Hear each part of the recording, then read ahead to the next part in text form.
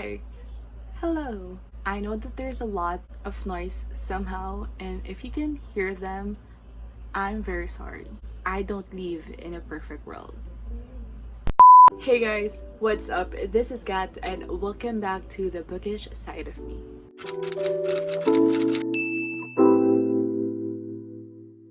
I'm so freaking excited to film this video and to finally get this off my to-do list as a booktuber because oh my goodness, this book tag has been all over booktube for the past 4 weeks or so, and I need to get this done and just get over with it. But before we go to that, guys, I've put some important links on the description box below. I hope that you could check that out before you continue with the video or after this video. The fight about the Black Lives Matter movement is not over, and also all the things that are happening in the Philippines is not over. So please do check out the petition, donation, and resources links on the description box below so that you will be updated and you can also help with other people, with our country, and with the whole world. O, diba?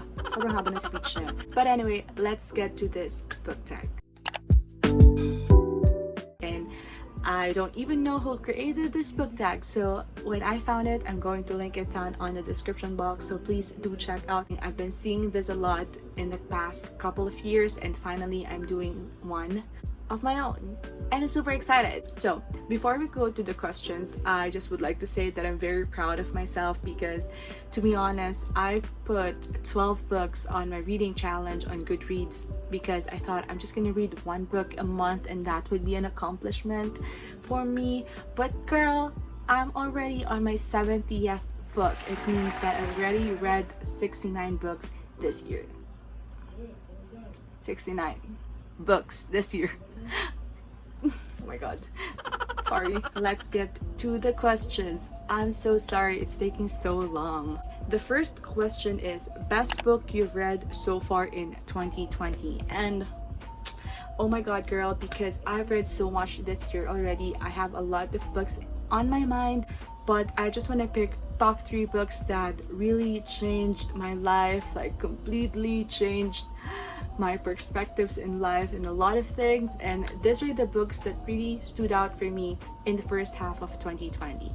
The first book that I'm going to talk about is a YA contemporary, and this one I wasn't really expecting to love this book because I just grabbed it, and girl, oh my god, this book surprised me like, oh shit. That book is Jellicoe Road by Nelina Marchetta. I have this book for 2 to 3 years already, and I just read it this year. Like, oh my god, I love this book so much. This is a YA contemporary with mystery thriller vibes. Like, there's something that's going on and there's a lot of questions that need to be answered in this book, and I love this vibe. Like, if you don't know anything about this one yet, this story follows a 17-year-old girl named Taylor Markham, and Taylor is currently studying in Jellicoe High School. Jellicoe High School is like Hogwarts. They have houses and all that stuff, but also they have an underground community. And annually they compete with cadets and the townies in their underground community, and nobody in the administration of the school or the teachers know about that. I'm actually planning to reread it this year because I just miss the world of this book. Like, I miss the characters, the setting, the plot, the world, Jellicoe High School, everything about this book. I missed it. So you will get to see this book again in another wrap-up video coming out in the next few months.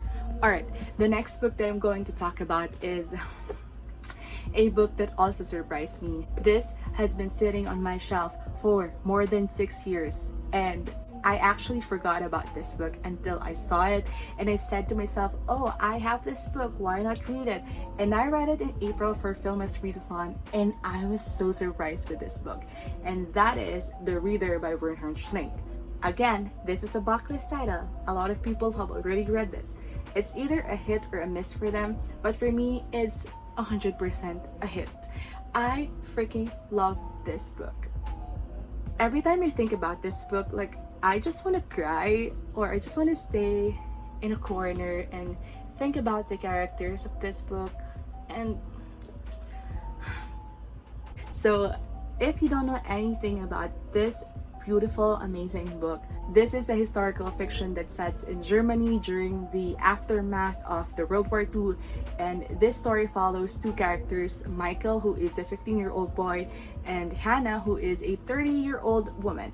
And yes, you are right, they had a relationship, and this is one of the reasons perhaps why a lot of people don't think that this is a good book, because of the moral like compromises in this book. And I don't know, and I know it's kind of like problematic at first, but to be honest, I'm really surprised that I like this book, because it doesn't really revolve around their romantic relationship, but there's just so much going on in this book that you will not even realize or think that they have a romantic relationship. I'm just so in love about this book. I'm so in love with the characters of Michael and Hannah. Like, oh my god, they are just so pure, so genuine, so innocent, and I just want to cry right now. So before I cry, let's move on to another book that actually also made me cry, and that book is The Kite Runner by Khaled Hosseini.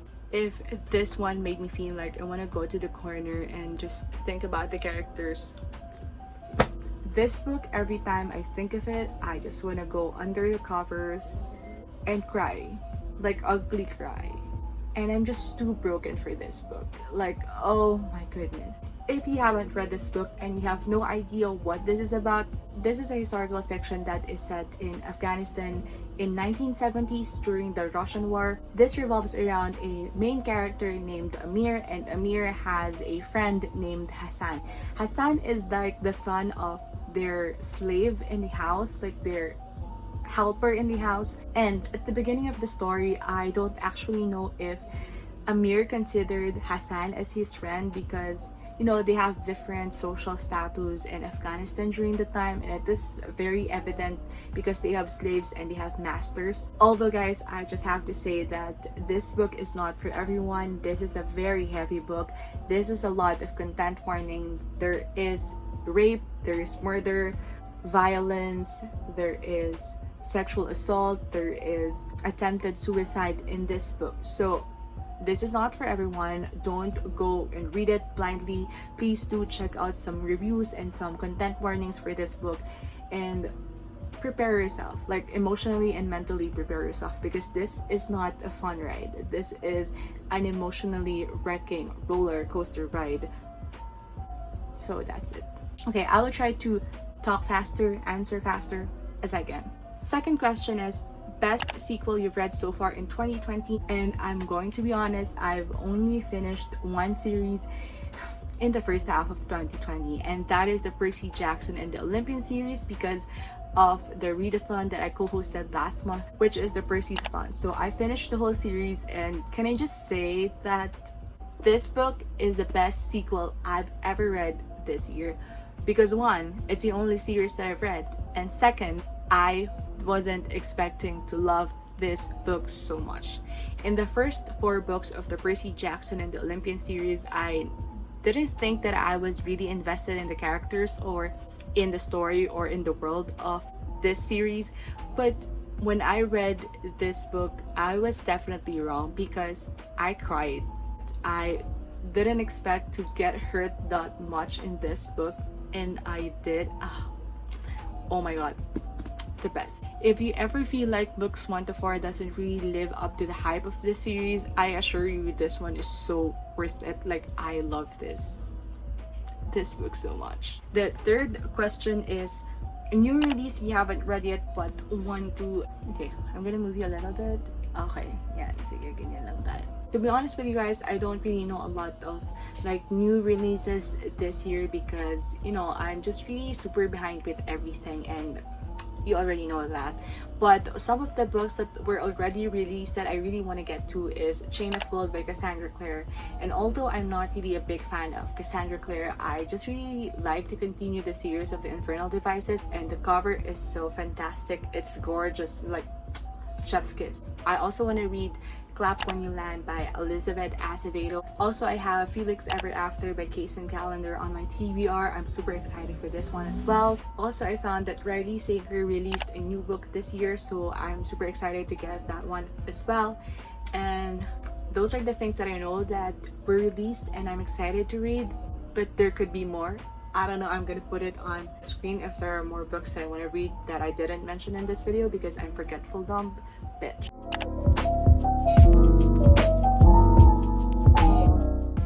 So, fourth question is most anticipated release for the second half of the year. Again, I'm not really familiar with all the releases, but the ones that I remember is a new book from Victoria Schwab, which I forgot the title, and then the fourth book in An Ember in the Ashes series by Salah Tahir. That's one that I'm very, very excited about. So those are two of the books that I know that will come out this year, but I don't know what else is. Number 5 question is biggest disappointment so far this year. Oh, I remember.